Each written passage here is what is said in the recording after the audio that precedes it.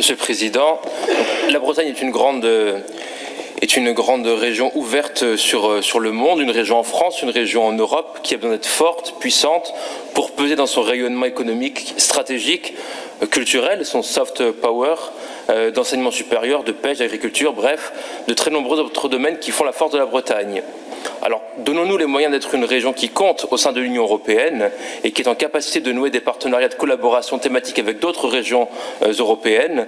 Et pour ça, une Bretagne à 5 départements, au-delà du fait historique et culturel, permettrait de peser encore plus économiquement à l'échelle européenne. Et à l'aube des élections européennes qui approchent, ayons le respect des institutions, ayons le respect de cette institution et ne jetons pas l'opprobre sur l'Union européenne pour un oui ou pour un non par facilité.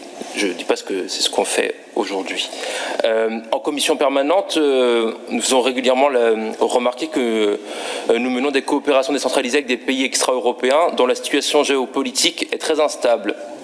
Alors depuis, le ministère des Affaires étrangères a émis non seulement plusieurs alertes, mais a même fini par interdire les relations bilatérales avec certains pays. Et donc je suggère qu'on se concentre sur des coopérations avec les pays dont la Bretagne a un réel intérêt économique et stratégique, et avec notamment une attention particulière sur les pays celtes. Est-ce que la coopération avec le Shandong en Chine est toujours pertinente?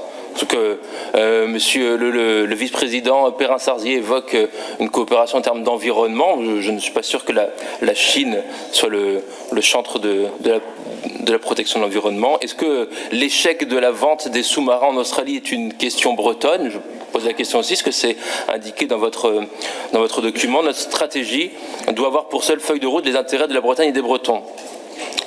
Et nous avons demandé, Monsieur le Président, ici et en commission parlementaire à plusieurs reprises, un bilan des actions de la région Bretagne à l'international, et nous ne l'avons jamais eu.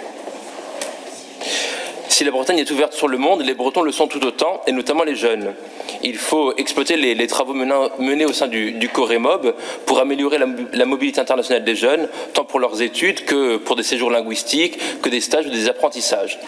Il y a des dispositifs qui sont aujourd'hui sous-utilisés comme Jali. Alors oui, le Covid a pu sédentariser plus que de raison les jeunes, mais justement il faut leur redonner le goût de l'ailleurs, de l'aventure, de la découverte, de l'exploration dans une quête d'autonomie des jeunes. Et votre plan ne parle pas ou pas suffisamment des actions à mener avec les partenaires pédagogiques pour réduire le non-recours aux droits qui freinent de nombreux projets de mobilité. Et pourtant c'est un de nos chantiers prioritaires avec la présidente Cadieu en commission jeunesse. Erasmus+ est une chance pour les jeunes européens et d'autres dispositifs doivent venir en parallèle pour satisfaire la multiplicité des projets. Je rappelle notre attachement au cumul des aides et la saturation de l'Irlande suite au Brexit doit être prise en compte pour trouver des solutions aux jeunes Bretons qui souhaitent faire une expatriation en immersion en langue anglaise.